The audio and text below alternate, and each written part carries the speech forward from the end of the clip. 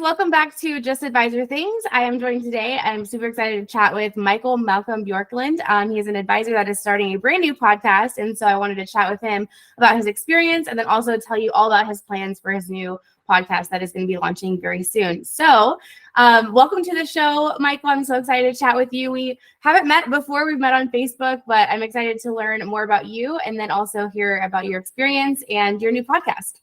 Thanks, Katie. I am looking forward to this. It's been a process. I've been enjoying my time talking to you and getting to know your process and picking your brain a little bit over the last couple of weeks.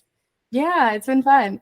It's great. I think I kind of brag on the journalism community. My husband's also a teacher, and he's a math teacher, so super boring and lame. And I'm always like, no, the journalism teachers are the best community out there. Like, even if I don't know you, like I can talk to you and relate to you, and I totally understand the stresses you have. So I feel like the journalism teacher community is the best out there, and I feel like it's obviously biased, but it's a good one. We're a tight-knit group for sure. We're sort of isolated in many of our schools. We're sort of the lone wolf out here, but we're very tight. And if you go to JEA, NSPA, CSPA, wherever you go, you see us, and we're like a family. That's true. I agree.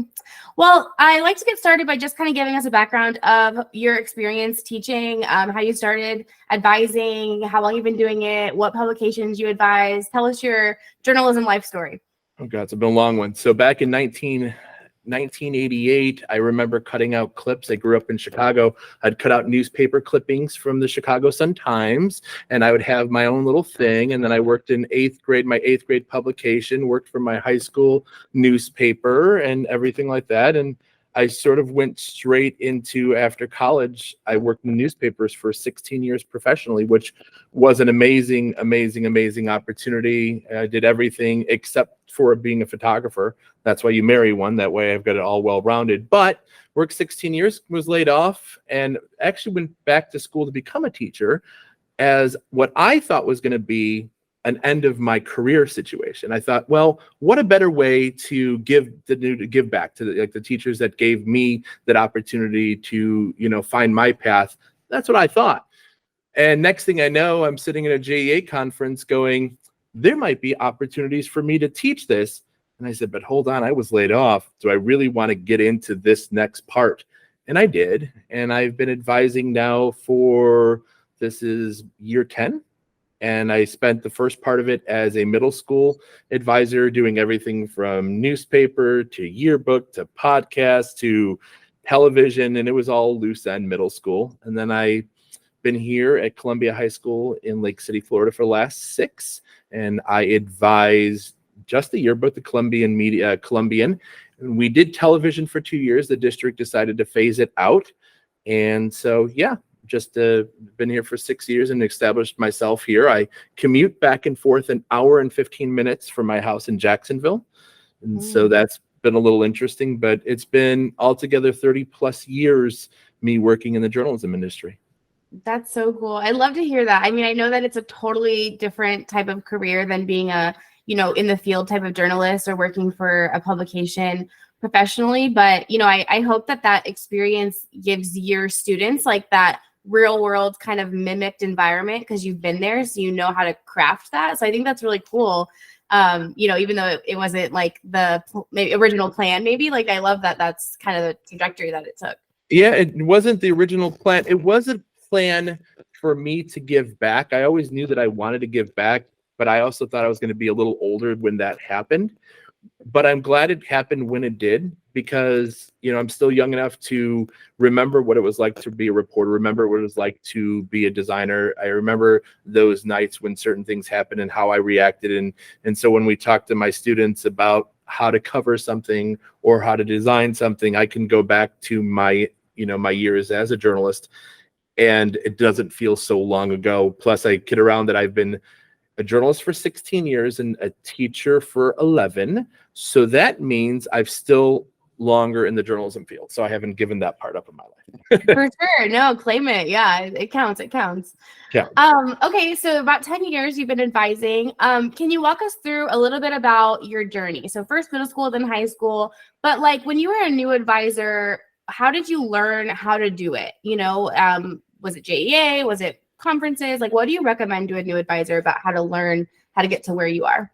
Obviously, networking is a big part of it. You can't be afraid to keep yourself isolated. One of the things for me as a new advisor was understanding that while I was alone, I wasn't alone in the sense that there were people there that helped, whether it was my publishers, whether it was JEA, whether, when it was NSPA, I could always find somebody to talk to. And the wealth of experience, social media boards, just the networking feeds, whether you're sitting in sessions, there's so many opportunities for you to take advantage of. Boy, I'm new. I don't know what I'm doing. JEA mentor, there's so many different avenues you can take that if you're a new advisor, hey, I don't have curriculum. Okay, well, JEA has that for you. Okay, where do I find books? Go to a conference and talk to the book publishers.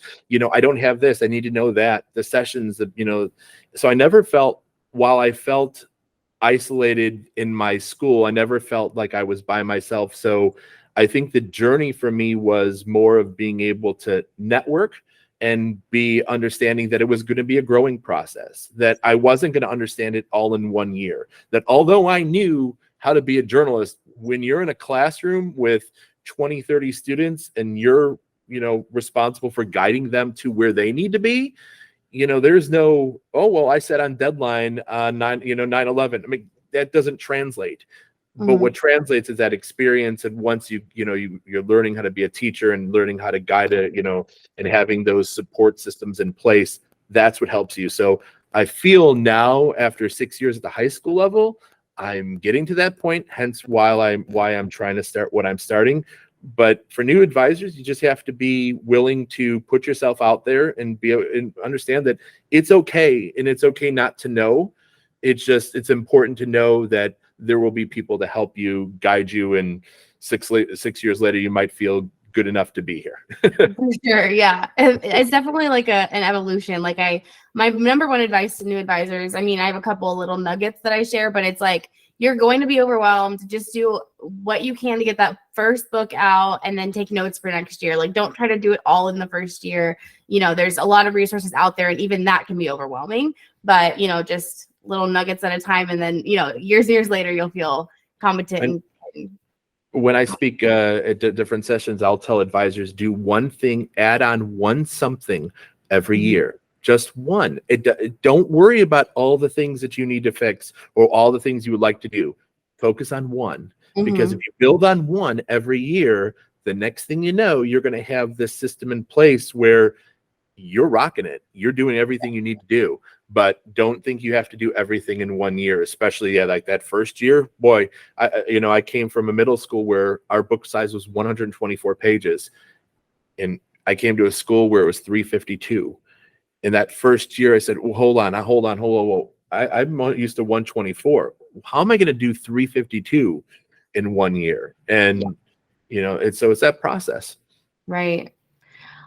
So we'll definitely get to the podcast. I want to get there, but I have some questions too about the transition from middle school to high school. So because I was a high school teacher, a lot of organized advisor content kind of gears towards high school, and yearbook content in general. I think curriculum and stuff gears itself a lot of times towards high school and high school sales and stuff like that.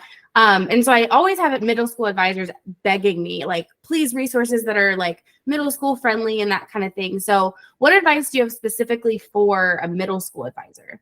There's some great, what's really so nice is there are some amazing middle school advisors throughout the country that do such great work. I think it's for me, it's about the foundations. Whether you're talking about writing, do the students know how to conduct interviews? Do they know how to ask more than, do they know open-ended questions? Are they able to craft a lead? Because boy, even just learning journalistic style, because one of our biggest problems that we have is that in ELA, students come in either knowing how to write informative or argumentative writing, but being able to then have to teach journalistic writing words, lead, transition, quote, you're like, whoa. So for me, it's the foundational work. Can they interview? Can they start that process of understanding what a journalistic story is supposed to look like? From a photography, do they understand rule of thirds? Do they understand manual mode? Because when they walk into that high school, yes, they can take journalism. Yes, they can take photography. But boy, wouldn't it be nice if they understood manual mode to the sense that they can switch their camera. They might not be perfect with all the technical settings, but they know how to fix the camera, or on that sense, they know how to go out and put themselves in the right place. So for me, it was all about the foundational work. So when my students had to go out and capture emotion, motion, action, reaction, it was like, okay, we're all gonna talk about placement. We're gonna talk about where you should stand, where you should be, and then worry about the composition of the photos. And then if I can start tweaking some of the little add-on things, like, okay, we're gonna talk about aperture, we're gonna talk about ISO, but just build up the foundation. On a design side, it's understanding dominance, understanding how a page looks, not throwing everything on the page, just the little things like, okay, we're going to talk modular design of just dominant photos, dominant headlines, and just get that ball rolling. Because you'll find that if you can teach those basics and have them understand that, by the time they hit that freshman year, those advisors for the first year are going, you know what you're doing. And you can have 4 wonderful years with those students if your school allows you to have a student for 4 years, because it's really, to me, just teaching those foundational goals. Yeah, I think that's such good advice. And I think as a new advisor too, I mean, a lot of times advisors come from the art side and they don't have the writing, or they come from the English side and they don't have the graphic design or the photography skills. So I think that's important too, as an advisor, you focus on learning the basics, the foundations, in order to be able to teach your kids that too. Those are the baby steps.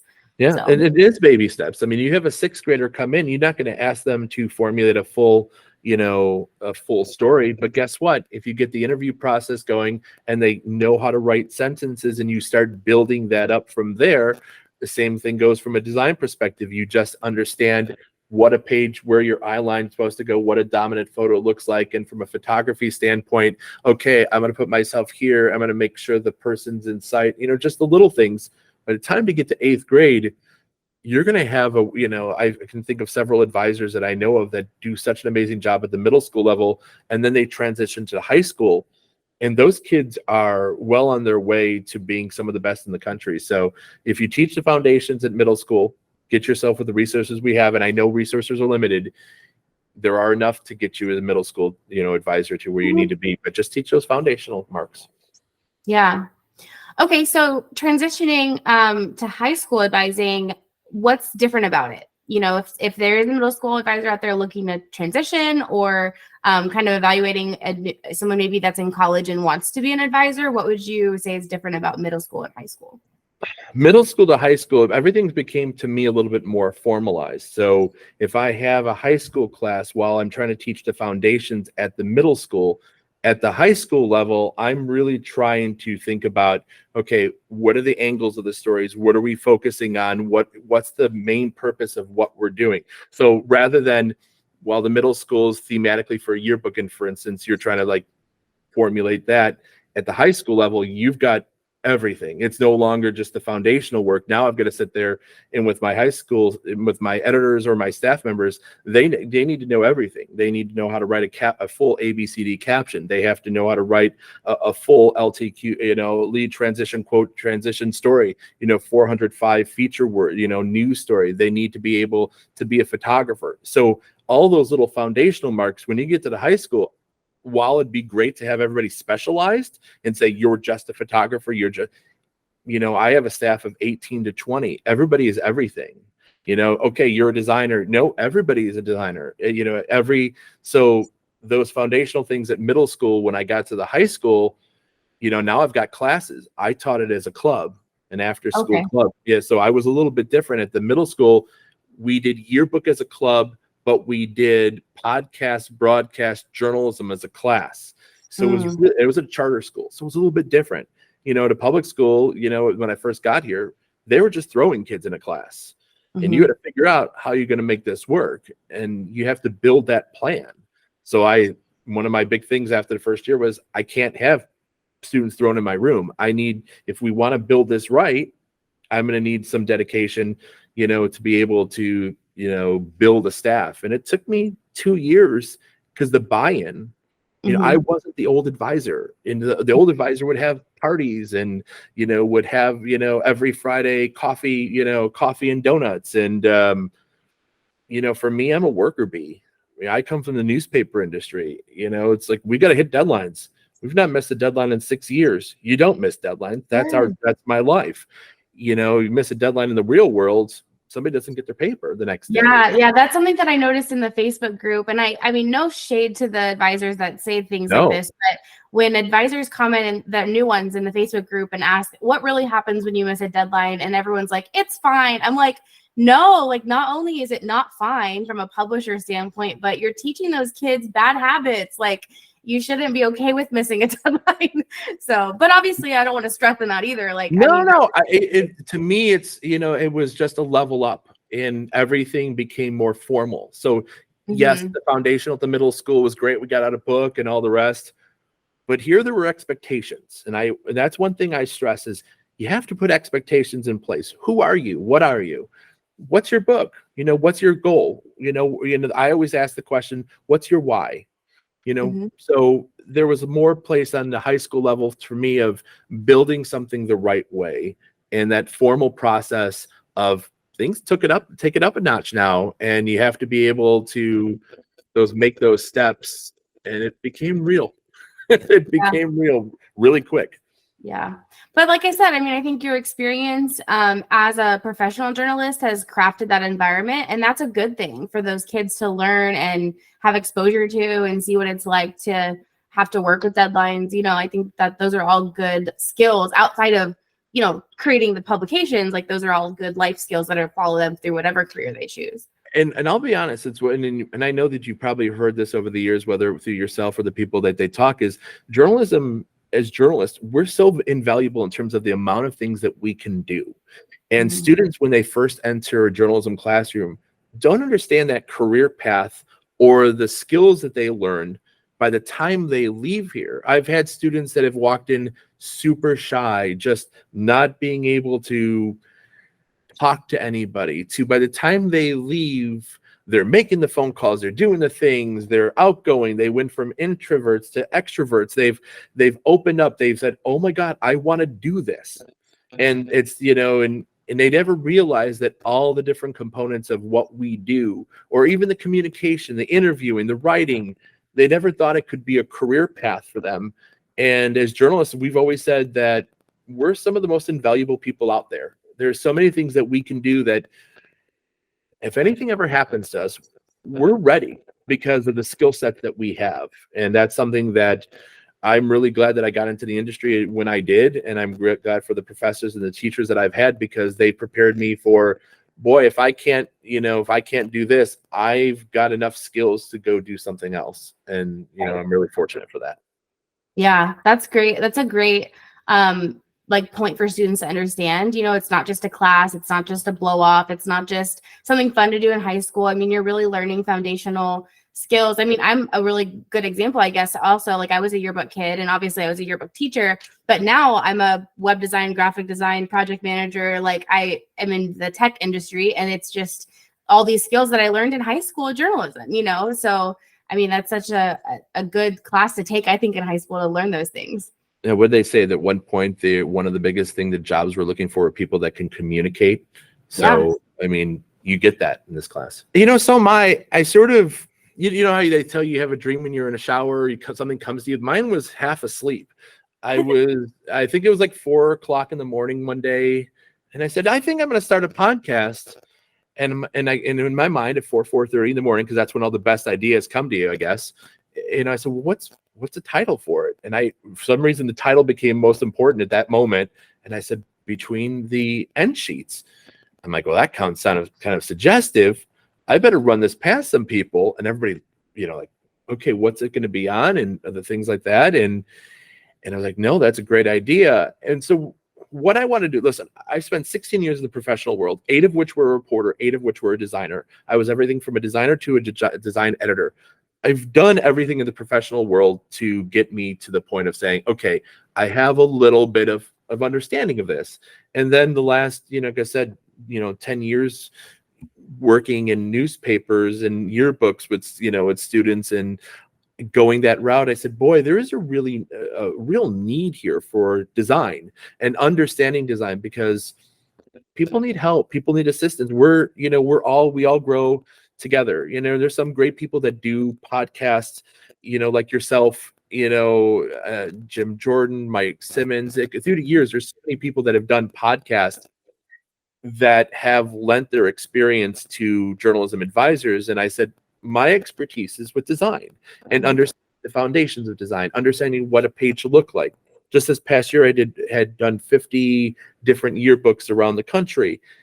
And I was starting to see some common goal, some common things, good and bad. And I said, but wouldn't it be nice to have a portal or a hub to talk to some of the best experts and advisors in the country and share their experience and share their wealth and share their expertise and talk shop and talk design.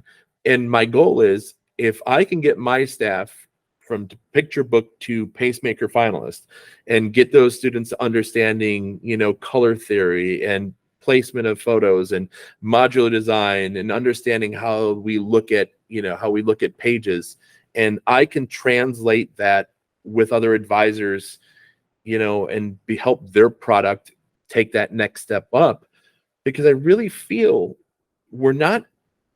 publications aren't far away. It's really just a basic, okay, I need to tweak this, fix this, do one thing more, and it'll change their design around forever. So the podcast, my hope, I've got 3 people lined up for now with you, is to start this in February and really get the process rolling of talking design with people. I love it. I'm so excited. So tell us a little bit about, you don't have to say exact names, but tell us a little bit about the types of episodes that people can expect and what they can listen for. So what I'm looking to do is hit hard with good, strong design philosophy advisors, people that their names, their books, what they do, and really start just breaking them down. Because one of the hardest things is for a new advisor or even a seasoned advisor is, I can take this award-winning book, but how do I know what to do with it? Because there's some books that are so strong that you can't take anything from it. So my job is to sort of peel back some of the layers, to sort of take a look at how things were established. What was the mindset of this page? So we're going to look at certain spreads, and we're going to have links to them, and we're going to have, the vision boards, and we're going to look at their process. Because what I want the advisors to know is that when we see the finished product, we're not looking at all the steps beforehand. And so if you're an advisor and you're looking at whatever amazing book you're looking at, your first reaction is, if you're not as strong into design, is we can't do that. And that's not the mentality of what I want this to be. What the mentality is, yes, we can. Let's figure out how we need to get there. And so the goal is to look at the process, look at the fonts, look at the colors, and look at the product as a whole, and break each part down, and then look at what do we need to do for the next year. Because we all know there are podcasts that show you theme, for yearbooks, theme, and we know that people will gravitate toward that. What if we're consistently talking to that, so that in the back of our mind, we're building those foundational things as we go on each episode, so that rather than just latching onto that one podcast, we're sitting there talking through the whole process. So it's peeling back the layers and spending time talking about what colors you love, what colors are in. We all know the Pantone color of the year, but what other colors? What's your goal on color theory? What's your philosophy? How do you approach fonts? How do you approach even starting with the magazines or the newspapers? Because as we know, rather than looking at a book and saying, how do I emulate this? How are we moving forward? So it's, like I said, peeling back the layers and really getting behind the scenes with people who do it best. And then from there, I'm also looking at experts in the fields, like graphic designers, and talking about their processes of how they do things. I love that. I think something you kind of the whole thing kind of echoes is process. I think a lot of times when students look at mainstream media or examples in magazines or other yearbooks, they look at the final product and they see this intimidating, perfect design, and they're like, I don't even know where to start, how to get there. And I think teaching things like design thinking or breaking it down, like you said, peeling back the layers, like that gets students to understand the whole thing, like not just the, hey, slap this on a page. And that's so needed. I think that, you know, when we teach design, sometimes we just talk about fonts and colors and we don't go that deeper process part. So I'm excited for you to dive into that. We think about it. Newspapers, we used to have news page designer, right? So you'd go, and then you'd have, you know, you had Washington. You were able to see every, you know, museum, and you'd be able to see the different pages every day. I used to collect. God, it sounds really bad. I used to collect pages when I worked in newspapers, and I would print them out. And every night, you know, different pages would strike me, news page designer, whether it was museum, and I would print them up, and I'd have a binder, because I would always consistently study the newspapers or study the styles to see sort of where things were going. Like you can look at the Virginian Pilot, you know, Virginian Pilot. You can look at the San Jose Mercury News, the South Florida Sun Sentinel. You can look at these different newspapers and say, you know, like these are the trendsetters, right? And the same thing goes for yearbooks. We can look at, you know, we have a handful of yearbooks that every year, you know, are super strong. So you get them. So I have my students understanding and really trying to pick apart some of the design of why.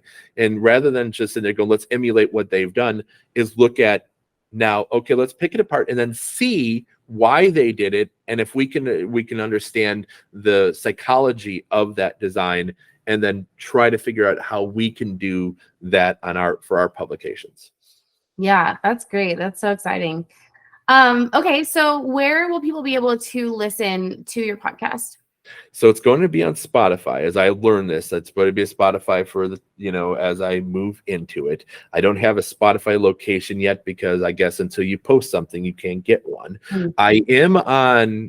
I have a link on YouTube currently that I hope that you'll be able to push in there. Until I have the 100 subscribers that I need, it is not a customized URL, but I will be able to send you a URL, and hopefully your listeners would be able to subscribe to it.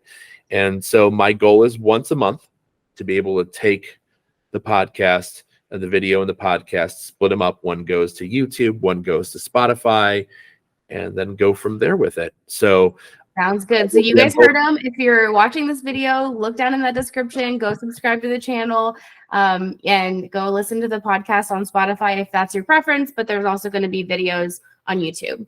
So we'll definitely put that link in the description below. And the big thing for the YouTube and for YouTube is I'm going to provide, you know, my goal is for the advisor, the experts, to provide links to their favorite, just like you do, share their favorite resources, share pages, some things they're currently working on. And it doesn't have to be a full spread. It can just be part of something. So my goal is so that it is both visual and audible, so that there are multiple things for people to look at, since we are talking design. Great. Yeah, that's, I would say, a challenge with a podcast that's typically an audio format is we're talking design. And so typically you want to show some examples, you know, so that's good to be sure to look in those notes and get the examples that they reference in the episodes. Well, cool. Is there anything else that you'd like to share, or any advice you'd like to share with new advisors or just advisors in general? You know, I always just think that not to give up. It's that things do get better. You know, we learn as first year teachers that how many times that your class leaves and you're just in tears and you just want it over and you just don't think anything's going to happen, or you just, you know, you're sinking all over, you know, you're just sinking everything and just think there's end of the line. And I will tell you, it gets better. And we hear that, and it sounds cliche, but it does. And it doesn't happen overnight, but you have to be willing to be consistent, to be forward thinking, to sit there and say, you know what, I can make small steps. I can get to do what I want to do, you know, where I want to be, and just be okay with, you know, one step at a time and not give up. That's good advice. I love that. Because especially those really hard deadline days or distribution day, or you're just ready to pull your hair out, like, just remember, like, don't give up, keep going. And it definitely gets easier. I could attest to that too. And I think most experienced advisors would say it definitely gets easier with time. Yes. Very cool. Cool. Well, thank you so much. I really appreciate you taking the time to chat with me. Like I said, you guys just subscribe. The links to the podcast will be in the description box below. If you guys have any questions, feel free to leave a comment. I'll make sure that Michael gets those and that we'll get those questions answered. If you guys want to be a guest on the podcast, reach out to him, and we will hopefully see this podcast grow and be such a resource to advisors that I know need it, and it will be so helpful to students too. So thank you for doing what you're doing. I'm so excited to see it come to life. Thank you so much. No problem. All right. We'll see you guys in the next episode. Bye. Bye.